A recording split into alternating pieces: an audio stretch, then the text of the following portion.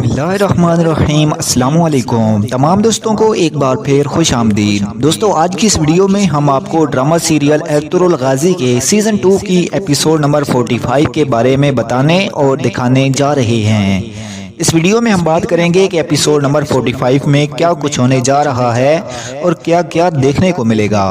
Drama के बारे में जानने से पहले अगर आप हमारे चैनल पर नए हैं तो चैनल को सब्सक्राइब करें और बेल आइकन जरूर प्रेस करें।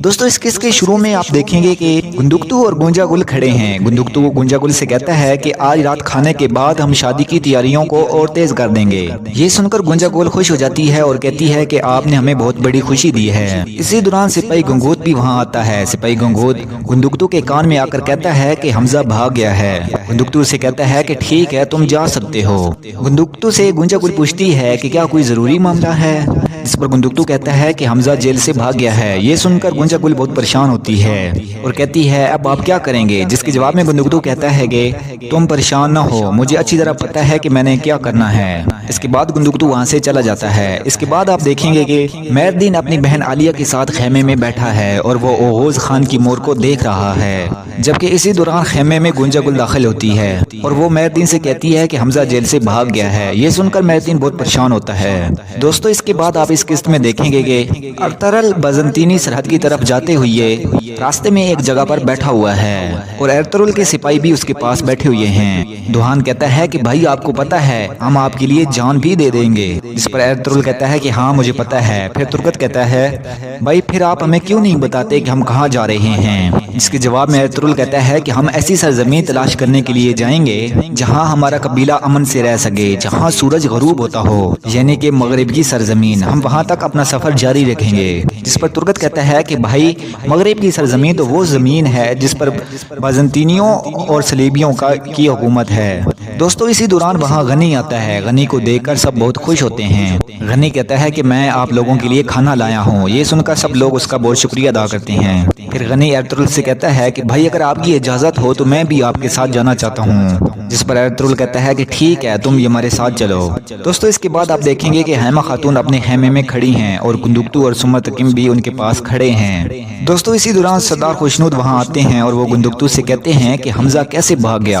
हमजा ने पहले ही अपनी गद्दारी की वजह से कबीले को बहुत सारा नुकसान पहुँचाया है। जिस पर गुंदुकतू कहता है कि मामू जान, हमजा भागा नहीं है, मैंने खुद उसे यहाँ से भगाया है और मैंने उसके पीछे अपने सिपाहियों को भेजा है और मैं चाहता हूँ कि हर कोई यही समझे कि हमजा भाग गया है। इसी दौरान वहाँ तैमूर आता है और कहता है कि हमजा कैसे भाग गया।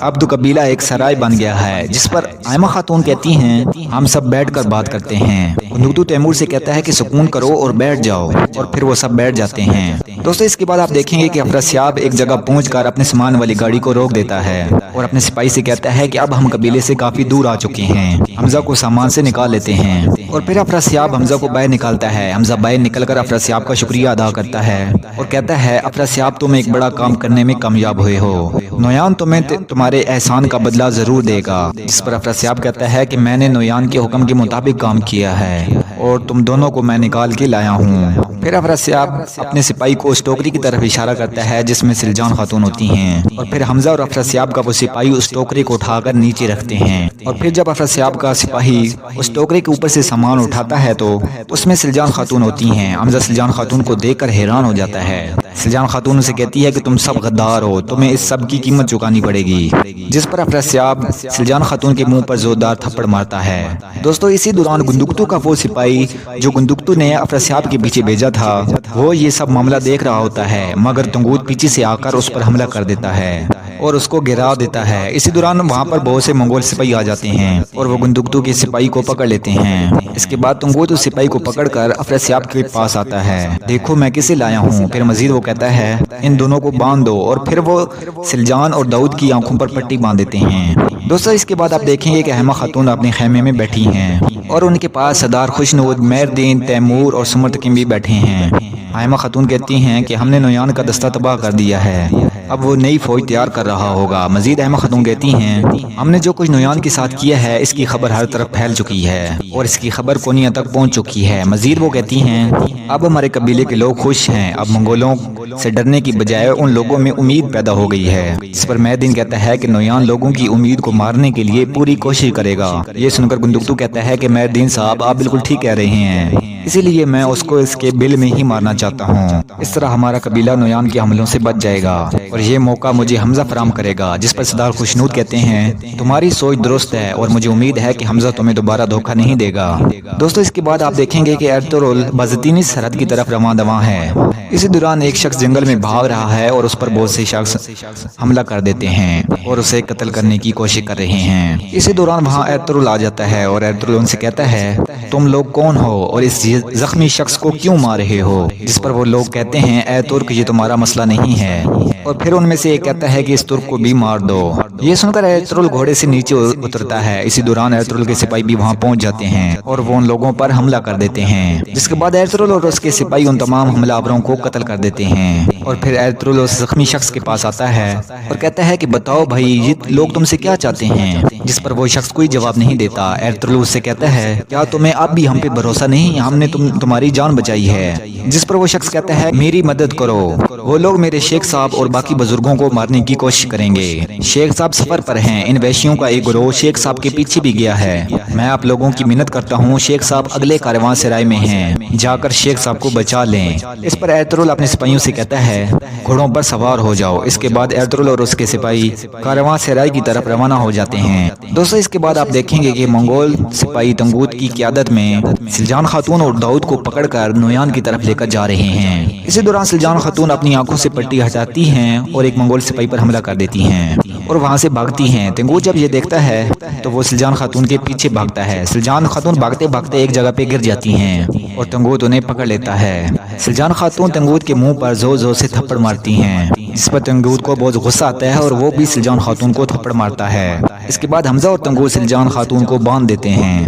دوستو اس کے بعد آپ دیکھیں گے کہ شیخ کرمانی ایک کاروان سرائے میں بیٹھے ہوئے ہیں اور ان کا ایک درویش ان سے کہتا ہے کہ سنا ہے سعد الدین کوپیک نے کچھ لوگوں کو آپ کے پیچھے لگایا ہے۔ جس پر شیخ کرمانی کہتے ہیں کہ ہمارا دشمن کبھی بھی اپنی چالوں سے باز نہیں آئے گا، مگر ہم بھی کبھی سچائی کا دامن نہیں چھوڑیں گے۔ وہ مزید کہتے ہیں کہ ہم بازنطینی سرحد پر تجارت کو فروغ دیں گے اور ہم غریب لوگوں کی مدد کریں گے۔ اس کے بعد شیخ کرمانی اور اس کے ساتھ بیٹھے ہوئے لوگ کھانا کھانا شروع کر دیتے ہیں۔ دوستو اس کے بعد سعد الدین کوپیک کی طرف سے بھیجے گئے لوگوں میں سے ایک آدمی اٹھ کر دروازہ بند کر دیتا ہے اور اس کے بعد سعد الدین کوپیک کے لوگ شیخ کرمانی اور ان کے لوگوں پر حملہ کر دیتے ہیں اور پھر ان میں سے دو آدمی شیخ کرمانی کو پکڑ لیتے ہیں اور ایک شخص ان کے منہ میں زہر ڈالنے کی کوشش کر رہا ہے اور کہتا ہے کہ اب تمہاری زبان اور تمہاری جسم میں کوئی قوت باقی نہیں رہے گی۔ دوستو اسی دوران ایرتغرل اپنے سپاہیوں کے ساتھ آتا ہے اور اس دروازے کو توڑ دیتا ہے اور اندر داخل ہوتے ہی اپنا خنجر اس شخص کو مارتا ہے جو شیخ کرمانی کے منہ میں زہر ڈالنے کی کوشش کر رہا ہوتا ہے۔ اس کے بعد ایرتغرل اور اس کے سپاہی وہاں پہ موجود دوسرے لوگوں کو بھی قتل کر دیتے ہیں، جس پر شیخ کرمانی کہتے ہیں کہ یہ بہادر شخص کون ہے جنہوں نے ہماری جان بچائی؟ جس پر ایرتغرل کہتا ہے میں کئی قبیلے کے سردار سلیمان شاہ کا بیٹا ایرتغرل ہوں۔ پھر وہ کہتے ہیں کہ آپ کون ہیں؟ جس پر شیخ کرمانی کہتے ہیں میں کرمانی ہوں۔ یہ سن کر ایرتغرل اور اس کے سپاہی حیران ہو جاتے ہیں۔ دوستو اس کے بعد آپ دیکھیں گے کہ نویان ایک غار میں بیٹھا ہوا ہے۔ اسی دوران افراسیاب دو منگول سپاہیوں کے ساتھ وہاں آتا ہے اور ان منگول سپاہیوں نے سلجان خاتون کو پکڑا ہوا ہوتا ہے۔ افراسیاب سلجان خاتون کو نویان کے سامنے بٹھا دیتا ہے اور اس کی آنکھوں سے پٹی ہٹا دیتا ہے۔ نویان افراسیاب سے کہتا ہے یہ خاتون کون ہے؟ جس پر افراسیاب کہتا ہے کہ یہ گندگتو کی بیوی سلجان خاتون ہے۔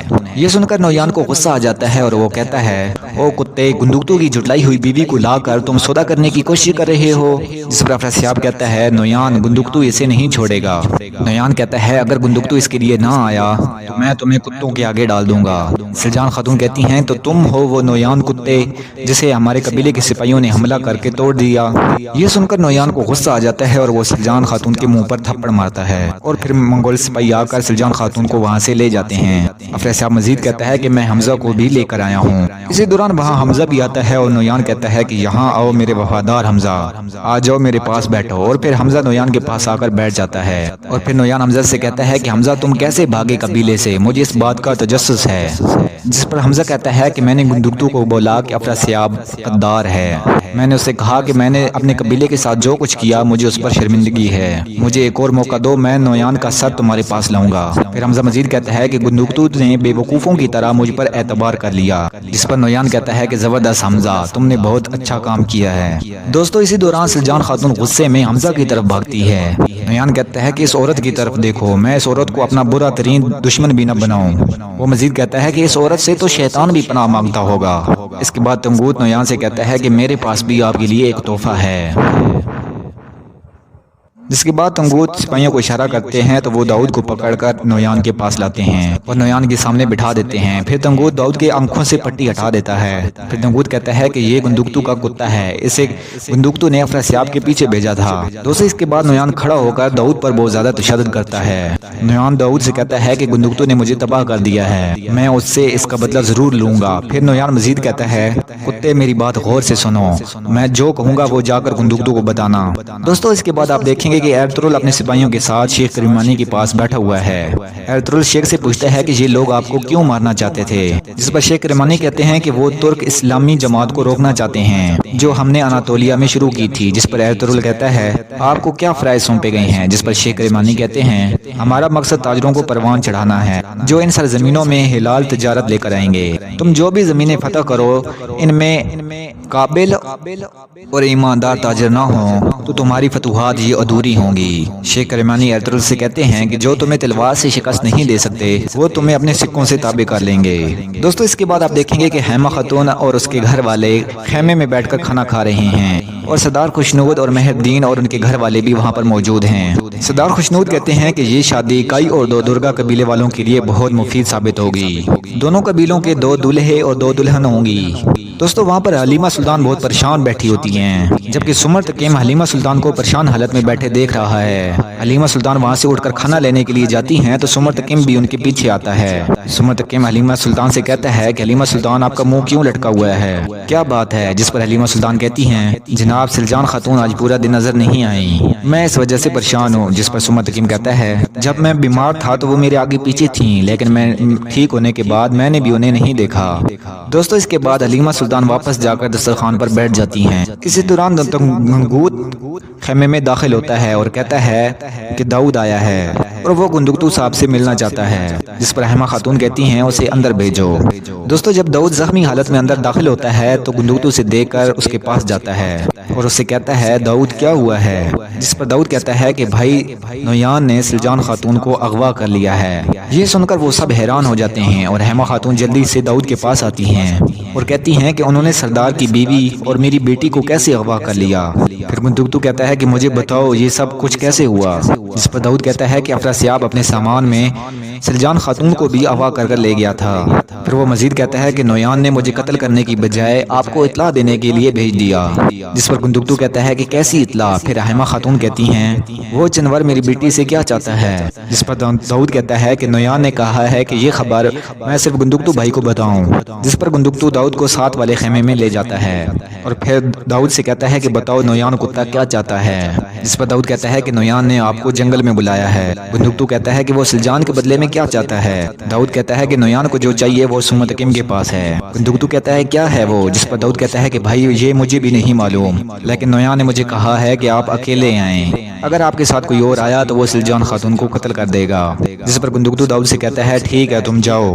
اس کے بعد داؤد اور گندگتو اس خیمے میں آتے ہیں جہاں باقی لوگ بھی موجود ہوتے ہیں۔ حیمہ خاتون گندگتو سے کہتی ہیں کہ بیٹا وہ نویان کتا تم سے کیا چاہتا ہے، جس پر گندگتو کہتا ہے کہ امی جان نویان کو جو کچھ چاہیے وہ سمر تقیم کے پاس ہے، جس پر سمر تقیم کہتا ہے کہ میرے پاس اس کتے کو دینے کے لیے اپنی جان کے سوا اور کچھ بھی نہیں ہے۔ اسی دوران گندگتو کو خیال آتا ہے کہ حمزہ نے اسے کہا تھا نویان آپ کے بھائی سمر تقیم سے بہت نفرت کرتا ہے کیونکہ آپ کے بھائی نے نویان کو دھوکہ دیا ہے۔ اس کے بعد گندگتو کو سمر تقیم کی وہ بات یاد آتی ہے جو اس نے کہا تھا کہ وہ اتنے سالوں سے چنگیز خان کے گھوڑوں کی دیکھ بھال کرتا ہے۔ اس کے بعد گندگتو غصے سے سمر تقیم کے گرباں پکڑ لیتا ہے اور کہتا ہے سمت کیم تم بالکل ایترول کی طرح ہو، جب تم چلے گئے تھے تو ہم سب پریشان تھے اور اب تم واپس آ گئے ہو تو ہمارے زخموں کو چین نہیں آیا، بلکہ سب سے بڑھ کر تم مزید مسئلے لے آئے۔ جس پر سمت کیم کچھ بولنے لگتا ہوتا ہے مگر گندگتو غصے سے اسے خاموش کرا دیتا ہے اور غصے سے وہاں سے چلا جاتا ہے۔ تو دوستو آج کی ویڈیو میں بس اتنا ہی، امید کرتا ہوں آپ کو ویڈیو پسند آئی ہوگی۔ اگلی قسط دیکھنے کے لیے ہمارے چینل کو سبسکرائب کریں اور بیل آئیکن ضرور پریس کریں۔ تب تک کے لیے اللہ حافظ۔